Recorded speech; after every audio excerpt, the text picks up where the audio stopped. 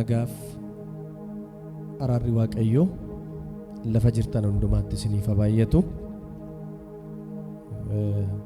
Waaqeffannaa keenya guyyaa sadaffaa walii wajjin jalqabneerra jechuudha. Ammas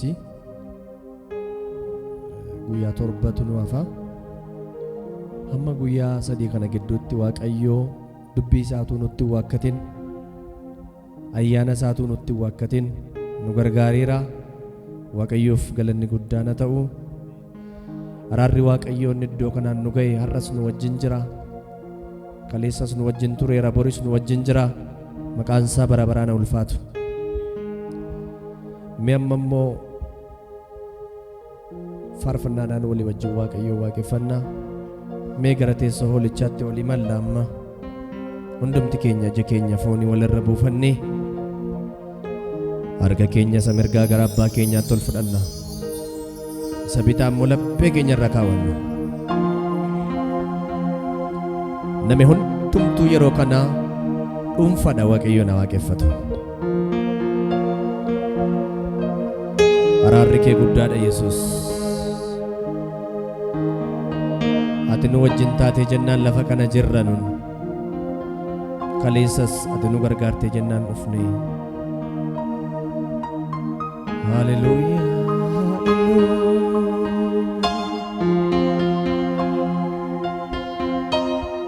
Karaa fuula Facebookii kanaas kan nu hordofaa jirtan mee Waaqayyo waaqeffanna. Namni hundumtuu Waaqayyo waaqeffanna. Fagoos dhiyoos teenyee Waaqayyo waaqeffachuun hin danda'ama waan ta'eef akkuma isinii galetti Waaqayyo waaqeffadhaa. Waaqayyo hafuura, warri isa waaqeffatanis dhugaaf hafuuraan isa waaqeffatu jedhamee barreeffamee jira waan ta'eef.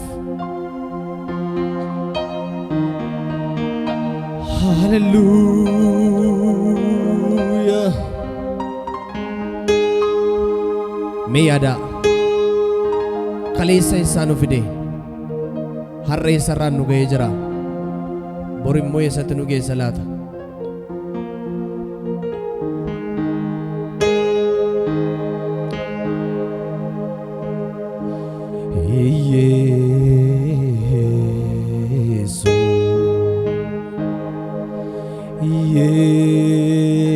Yesu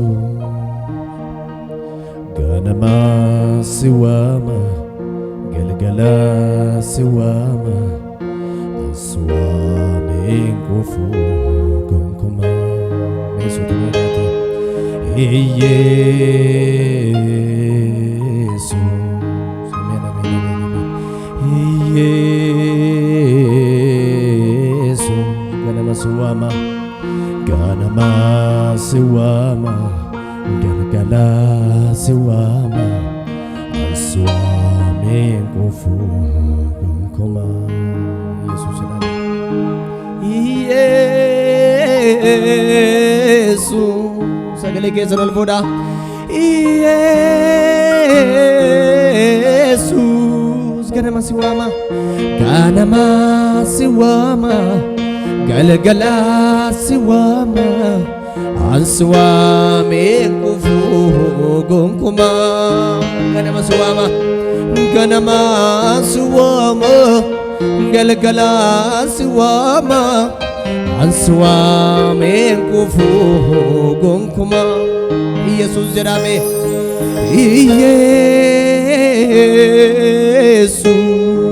Yesus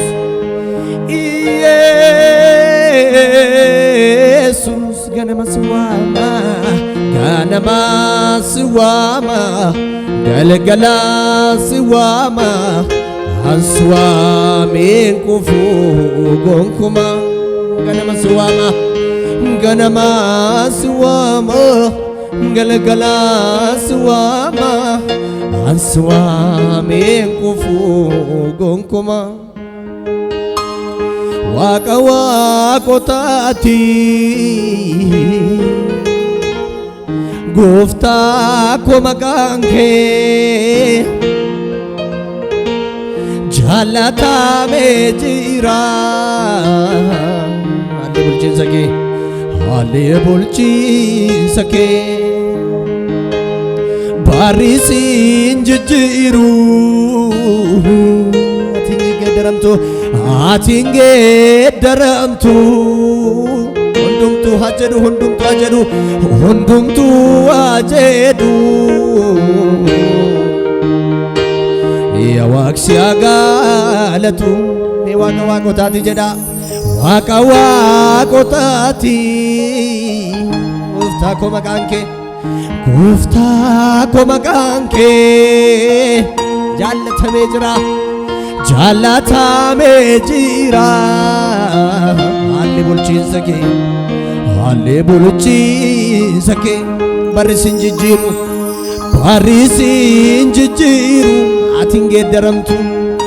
atiin geeddaramtu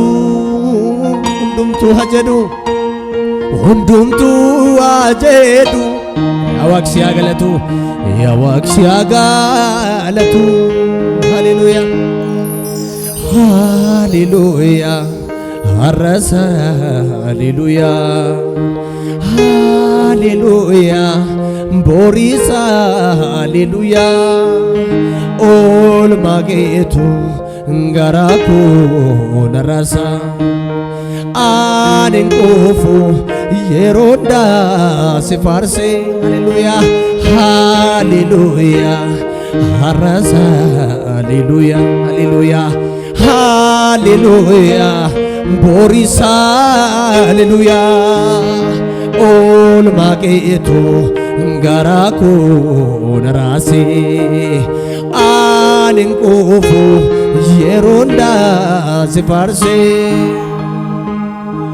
harkuma keessan bal'ifadhaa gara gooftaa keessanitti haleluuyaa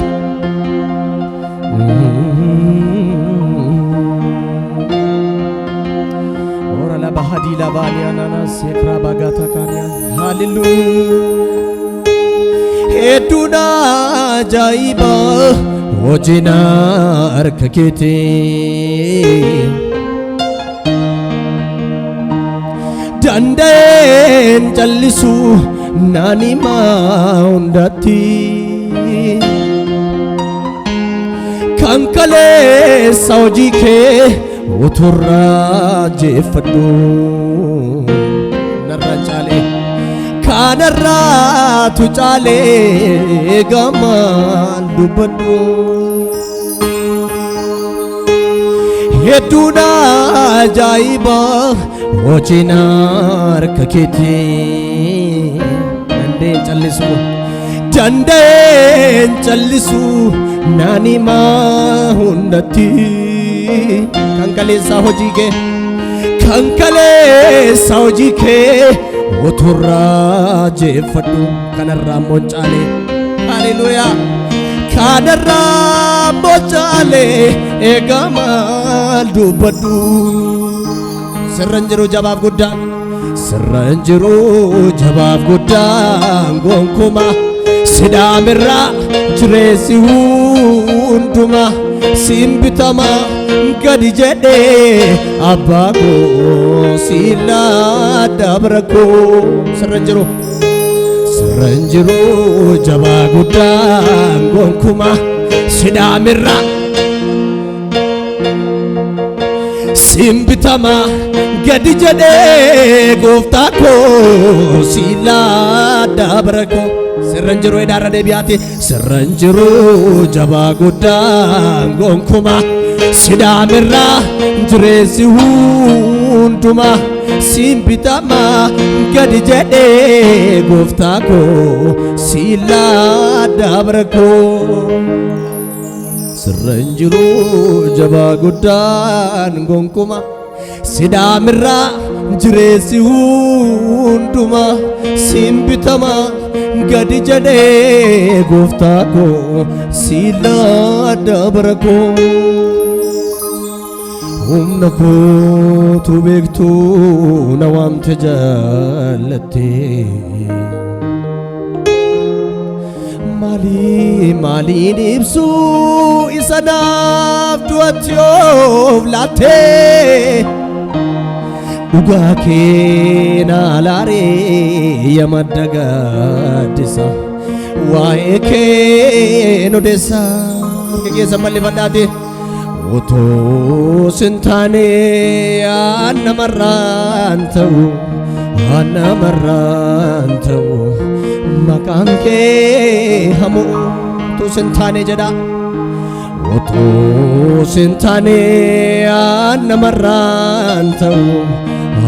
marrantu maqaan kee hamuu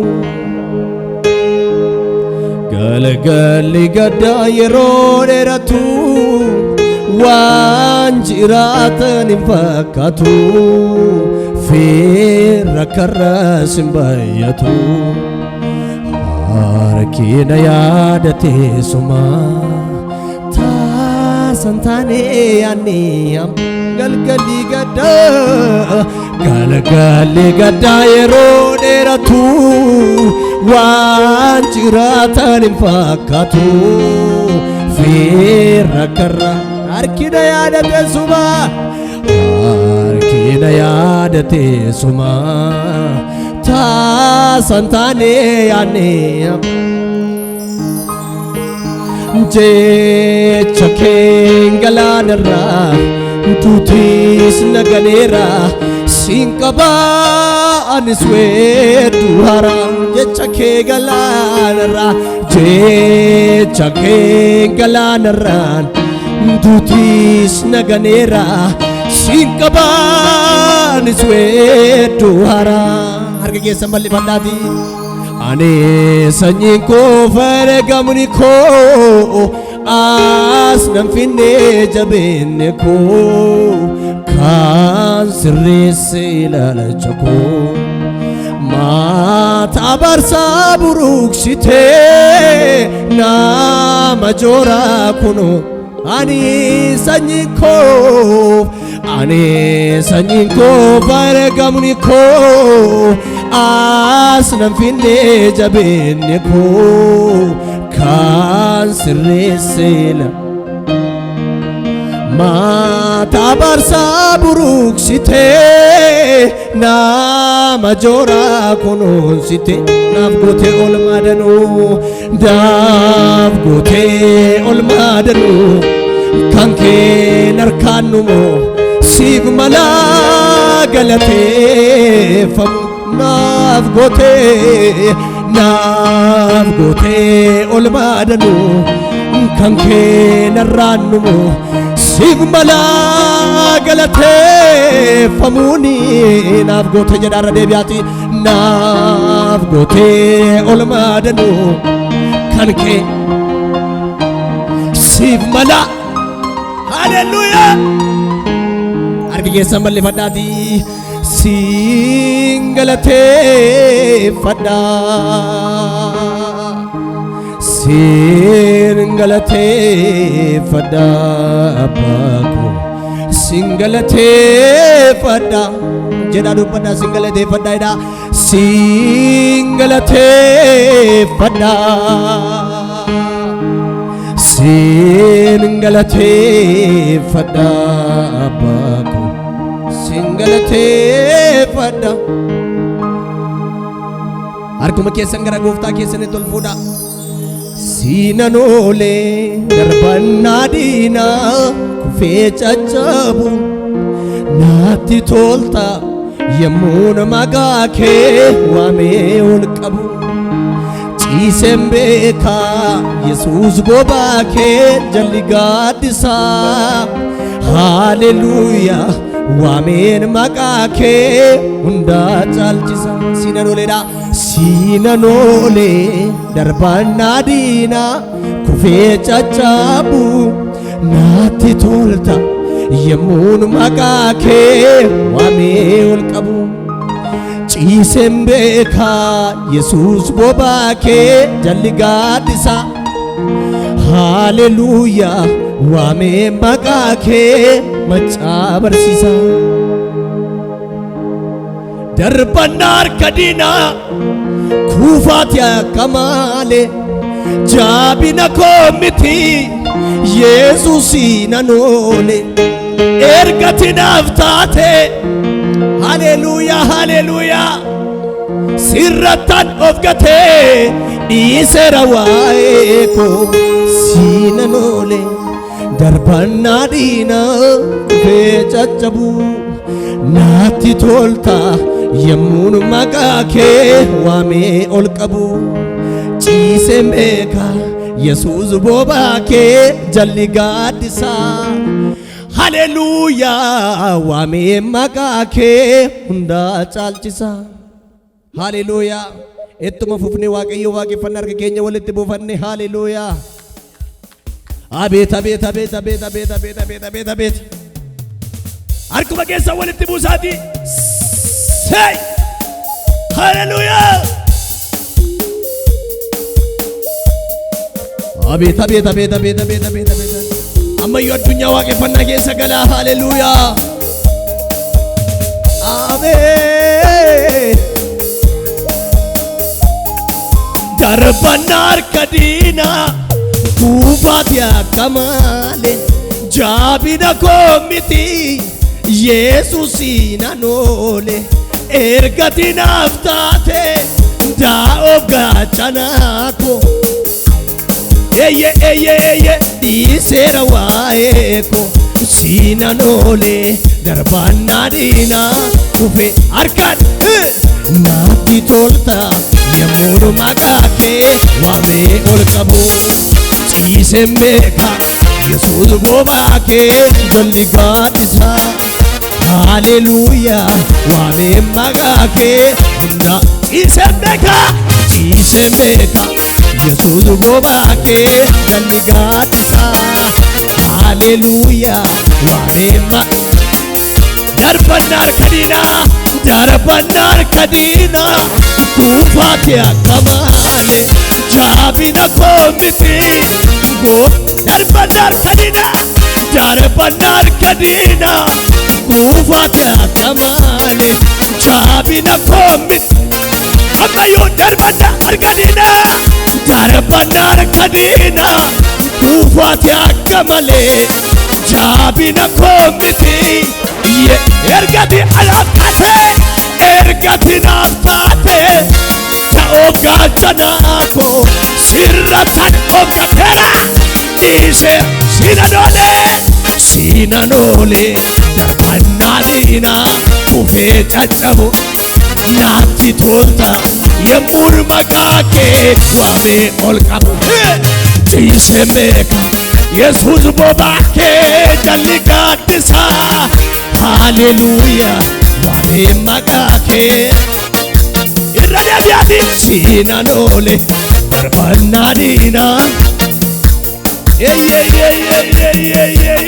yemmuun maqaa kee waamee ol qabu ciiseen beeka Yesuus boobaa kee jalli gaaddisaa haleluuyaa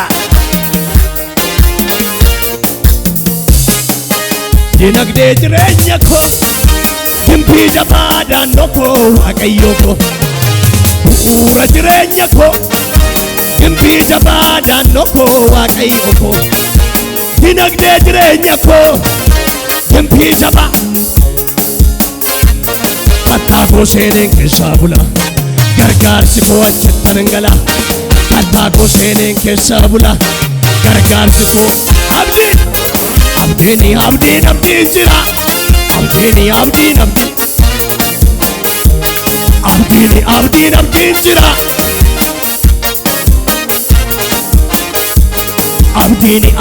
abdiin jira yee abdiin jira harka keessa walitti tumaa waaqayyoon galateeffadhaa haleluuyaa waaqayyo isin eebbisu ulfaadhaa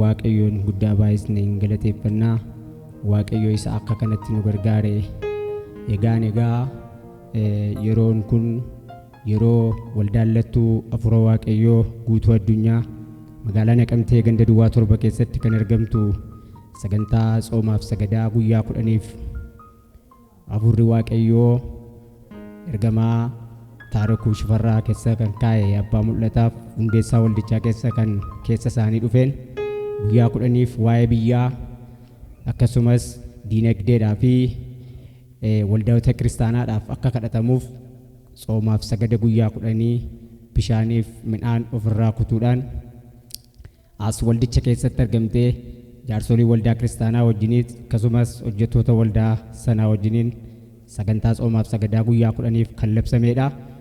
Kanaaf biyya keessa teessanii akkasumas biyya alaa feesbuukii, intarneetii, toora miidiyaa hawaasaatiin warri teessanii nu hordoftan Waaqayyo isin haa eebbisu, isinis kabajamaa isiniin jechuu jaallanna.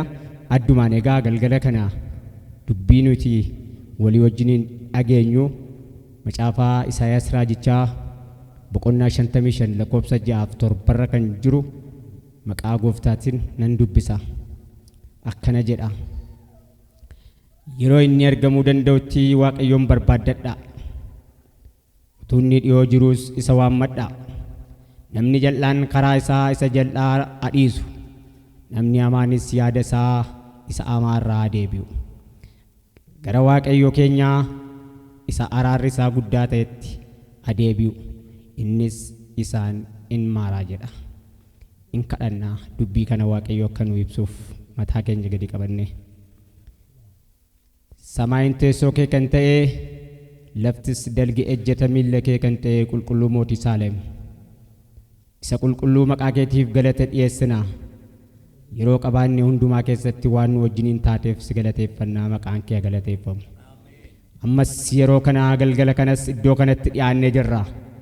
Dubbiin iddoo kanatti dubbatamu siif ulfina kan kennu akka ta'u, toora kana ta'anii kan dhaggeeffatan, miidiyaa hawaasaa keenya ta'anii kan hordofan dubbii kanaan akka fayyaniif, dubbii kanaan gara qalbii jijjiirrannaa isaaniitti akka deebi'aniif ati isaan gargaari. Waan gootu hundumaaf ulfaadhu maqaa keef jettee aameen. Iddoo kana keessatti wanni nuti waliin ilaallu, Waaqayyo egaa torban kana guyyoota 10 sagantaa qabame kana keessatti guyyaa 3ffaa isaarra jirra.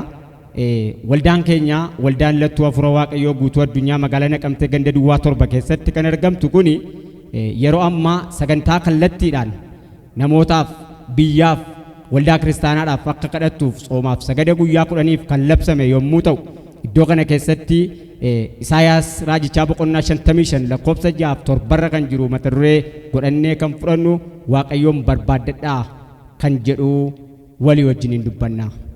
Isaayaas macaafa isaa keessatti Isaayaas raajii ture.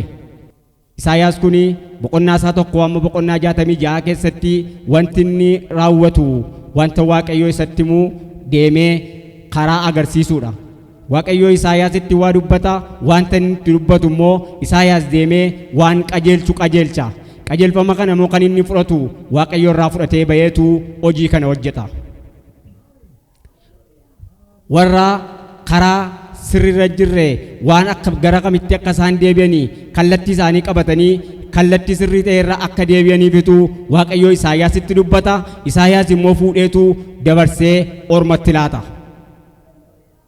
Warra Waaqayyoon hin beekne Waaqayyoon akka barbaaddatanii, warri Waaqayyoon hin beekne Waaqayyoon akka sagadanii, warri Waaqayyoon hin beekne ulfina Waaqayyoof akka isaan laataniifitu Isaayaas dubbii kanaan gara isaanii dhufe. Galgala kana toora miidiyaa hawaasaa keenyaan teessanii kan nu hordoftan, yuutuubii, feesbuukii akkasumas toora intarneetiidhaan teessanii kan ilaaltanii Waaqayyoo isin barbaada, Waaqayyoo na barbaadadhu isiniin jedha. Kanaaf galgala kana nus iddoo kanatti kan dhiyaannee fi biyya keenyaaf akkasumas waldoolee kiristaanaatii fi waan toorarraa kaate nuunis Waaqayyo waan nu kaa'eef waan toorarraa kaate tooratti deebisuudhaaf abbaa mul'ataa keenya keessaa ergaan kun dhufe. Kanaaf ergaan kanaan immoo sabni dubbii kana hin dhagayin gara qajeelinaatti akka dhufanii, sabni dubbii kanarraa kaatanis dubbii kana dhaga'anii warri qajeelfama kanarraa kaatanis tooratti akka deebi'aniifitu kadhanni guyyaa 10 kun labsame. Toora kana keessatti deebi'uun anaaf isiniifis barbaachisaadha waan ta'eef. Isaayaas kuni salphaa miti wantoonni inni dubbatu. Isaayaas nama jalqabaa hojii raajii dubbatee hojii raajii kan raawwate Isaayaasiin ture jedha macaafni qulqulluudha. Isaayaas kuni gaafa Waaqayyo ergaa isa ergachuuf ka'e, eenyutu ergaa naaf dhaqa, ani amma nama ergachuun barbaada, namni anaaf hojii kana galmaan ga'uu danda'u, namni anaaf wanta kana bakkaan ga'uu danda'u eenyudha yommuu jedhe Isaayaas ana jedhe. Kanaafi Waaqayyo Isaayaasitti karaa garaa garaatiin itti dubbachaa ture. Arras anaaf isiniinis waan tokko nutti dubbachuu barbaada. Waaqayyoon barbaaddadhu. Waaqayyoon barbaaddadhu. Yaa isa daandii irraa jallattee jirtu, yaa isa seer malee jiraattu, yaa isa gar malee jiraattu, yeroo kana akka waldaa keenyaatti wanti nuyi isinitti dubbannu Waaqayyoon barbaaddadhu isiniin jechuu barbaada Waaqayyo galgala kana. Kanaafi namni jal'aan karaa isaa amaarraa adeebi'u. Gara Waaqayyoo keenyaatti isa araarfatu. Boloota koo dirree Waaqayyoo keessaa baatanii warri jirtan, toorri biyya lafaa karaa dhugaa kan isinitti fakkaate daandii irraa kaattanii jirtan, biyya alaaf keessaa teessanii toora intarneetii keessaan keenyaatti warri hordoftan, gara kootti deebi'aa isiniin jedha Waaqayyo. Karaa keessan isa hamaa sana dhiisaa gara kootti deebi'aa. Ani cubbuu keessan hundumaa isiniif dhiisaa jedha. Kanaaf gara Waaqayyootti deebi'uun anaaf isiniif barbaachisaadha. Utuu yeroon jiru gara kootti deebi'i. Utuu aduun hin dhiin, utuu inni dhiyoo jiru isa waammadhu. Gaaf tokko macaafaa kakuu seera uumamaa keessatti Noohi bidiruu qopheessee ture. Waaqayyo Noohiidhaan akka inni bidiruu qopheessu Noohitti ajaja baase. Noohi bidiruu qopheesse. Bidiruu Noohi sanaanii namoonni akka wal galanii fi balbala saaqe. Balbalatu saaqamee ture. Namoonni karaa bidiruu sanaatti akka isaan ol galanii fi yeroo laatee fi maaliif yeroon jira waan ta'eef. Namoonni baay'een isaanii tuuta danuu kan ta'anii, tuutaan soonan kan baay'atanii oluma namaa turanii. Garuu bidiruun sun yeroo itti cufamu yeroo qaba. Yeroo bidiruun sun itti gaddeebi'u yeroon isaa hin ga'e. Kanaaf Waaqayyo Gooftaan maccaa akkana jedhe Noohi bidiruu sana akka inni cufuufitu Waaqayyo abboome. Namoonni baay'een isaanii gara alaatti hafanii, baay'een isaanii keessatti hafanii, warri bakkeetti warri bidiruu sanatti ol hin seenne alumaan hafanii. Kanaaf Waaqayyo bidiruu isaa banee harka isaa bal'isee isin waamaa jira. Harka isaa bal'isee isin barbaadaa jira. Harka isaa bal'isee anaaf isiniin gaafachaa jira. Kanaaf wanta itti seenuu qabnu yeroo utuu inni dhiyoo jiru isa barbaaddadhaa. Utuu inni dhiyoo jiru isa waammadhaa. Namni jal'aan karaa isaa isa maa dhiisu jedheetu Isaayaas qajeelfama kanatu isaanitti dubbachaa ture. Saba sanatti akeekkachiisa kana laachaa ture. Namoonni baay'een isaanii waan Isaayaas jedhu kuni, dubbiin kuni dalga isaanitti galuu danda'a. Maa inni dhiyoo jiru, maa inni naannoo kana jiraatu, maa inni iddoo kanatti dubbatu, dubbiin kun soba ta'uu danda'a. Wanni inni kun dubbatu kuni dhugaa jedhanii warri namanne baay'een isaanii turaniiru akka bara keessanii har'a. Waaqayyo garuu Isaayaas kan inni dubbatu garuu waan Waaqayyo isatti himu duwwaa deemetu dubbata ture. Isaayaas kuni baay'ee dubbii Waaqayyoo galmaan ga'uudhaaf aarsaa baay'ee kaffale. Aarsaa baay'ee itti kaffale. Kanaaf humna dhiigaan dhufeedha. Wanti kun waan salphaan turre. Isaayaas deemeetu wangeela lallabuudhaaf gara duubaatti deebi'aan turre. Waaqayyo karaa Isaayaasiin namoota waamaa ture. Arras Waaqayyo karaa waldaalattuu hafuura Waaqayyoo namoota karaarraa jallatan, namoota daandiirra hin jiraanne, namoota toora Waaqayyoo keessaa ba'anii Waaqayyo akka isaan deebisuuf kadhannaa guyyaa 10 ajajjee jirti. Kanaaf saba Waaqayyoo gara Waaqayyootti deebi'aa, Waaqayyo isin barbaada. Gara Waaqayyootti deebi'aa, Waaqayyo isin barbaada. Gara Waaqayyootti yoo deebine waan baay'ee argachuu dandeenya. Haalonni lafaa kun yeroodhaaf malee nu sobu. Waan hin darbine fakkaatu garuu wanneen kun hundinuu hin darbu. Wanta hin darbinetu wanta darbutu akka waan hin darbinetti jireenya keenya goyyomsa. Kanaaf lafatti qabamnee, lafatti hidhamnee, haala lafaatti hidhamtanii, haala jireenya lafaatti, amala sodomummaatti galamee kan inni jiru sababii cubbuurraan kan dhufeedha. Amalli sodomummaa kun kan inni gara biyya lafaatti galee cubbuu jalqabaa ta'e sanaan namoonni iddoo sanarraa deebi'uu waan dadhabaniidhaaf. Kanaafitu Waaqayyo arras deebi'aa. Utuu inni dhiyoo jiru isa waammadhaa. Gara kootti deebi'aa. Anis isinii wajjin nan taa'adha. Guyyaan tokko garuu boo'ichiitu nutti hin dhufin, ho'i dheekkamsa Waaqayyootu nutti hin dhufin gara Waaqayyootti deebi'uu qabna. Waaqayyo gara isaatti nu haa deebisfatu. Waaqayyo gara isaa iji isaatiin gara isaa akka ilaalluuf dubbii dhageenye nuuf haa eebbisu maqaa isaatiin. Ameen.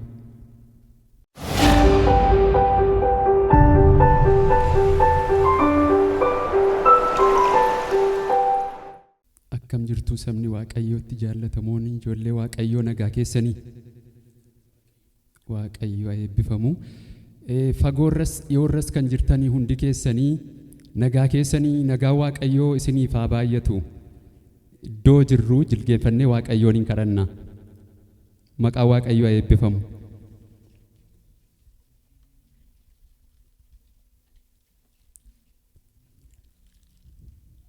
Biyya dhiyoorra jiraattanii warri nu dhaggeeffachaa jirtanis biyya fagoorra teessanii warri nu dhaggeeffachaa jirtanis Waaqayyo Waaqa jiraataan isin haa eebbisun jedha.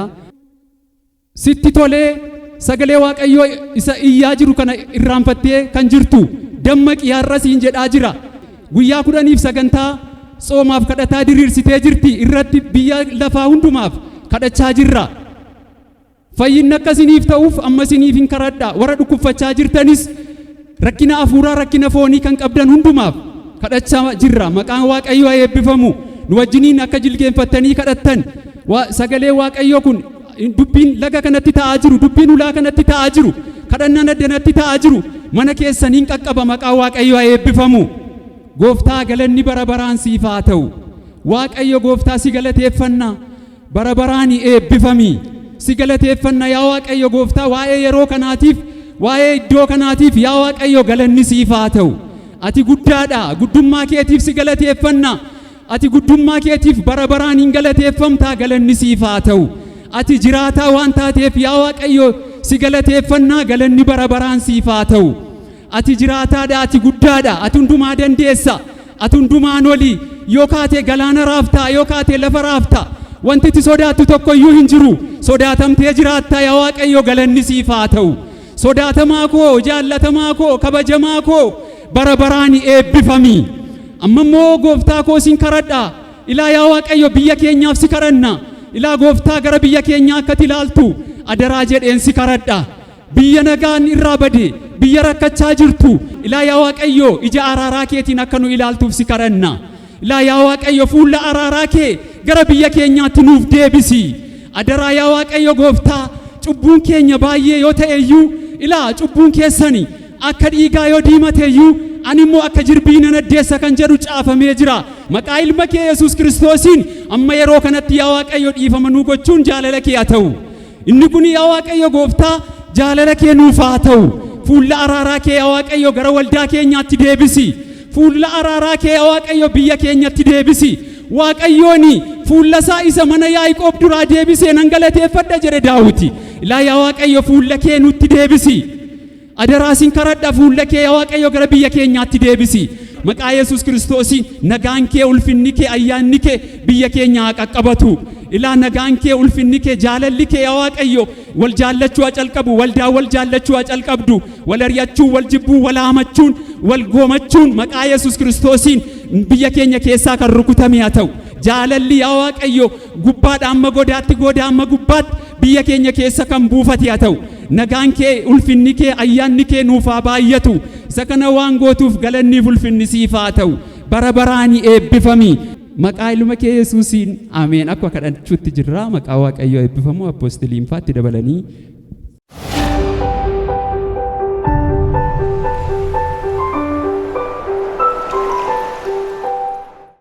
mee dhaabannume.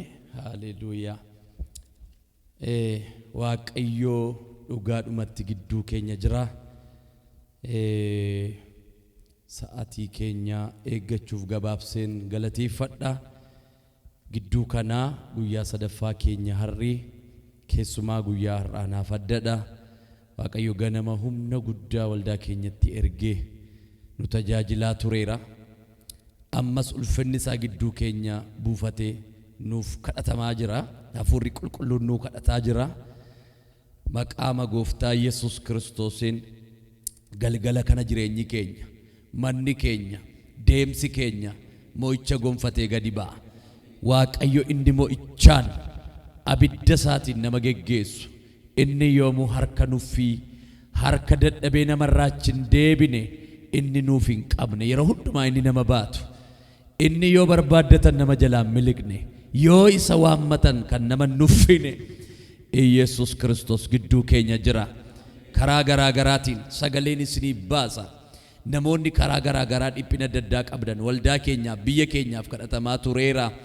Namoonni karaa garaa garaatiin nu hordofaa jirtan jireenyi keessan karaa baay'eedhaan qormaata jireenyaa adda addaatti kuftanii kan jirtan maqaa Yesus Kiristoosiin nan dubbadha.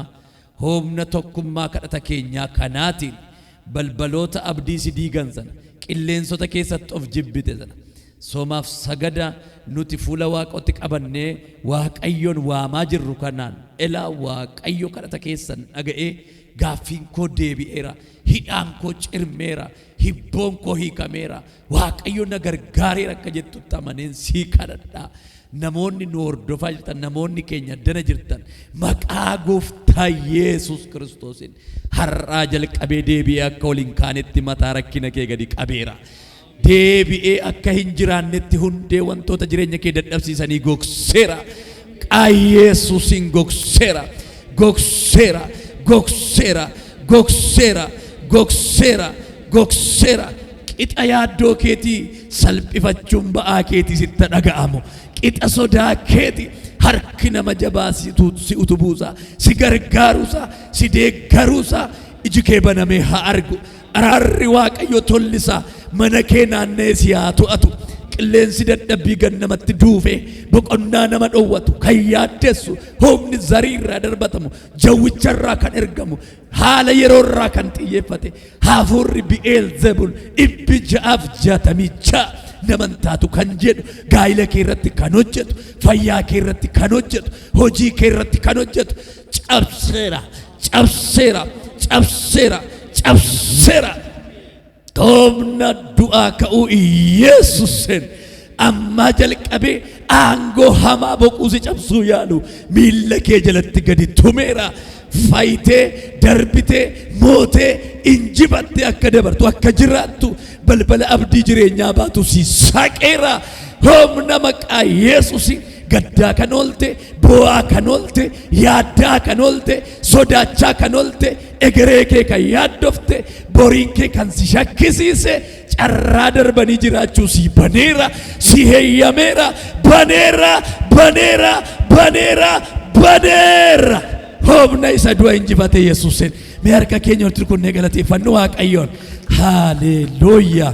Waaqayyoo galanni siif haa ta'u. Tarii hin dhufta yoo ta'e mootummaa keetti nu yaadadhu. Kan turtu taanaan jilbattiin si eeggannu nuuf kenni. Qaasattiin nu jalatti ilma kee Gooftaa Yesuusiin ameen. Suuta jennee yaa abbaa keenya waaqarra kan jiraattu maqaan kee haa qulqullaa'u, mootummaan kee haa dhufu.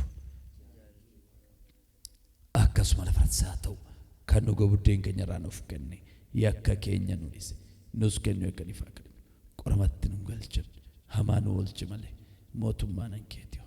Humnis galannis bara baraan. Ameen. Waaw, Gooftaan koo isin haa eebbisu.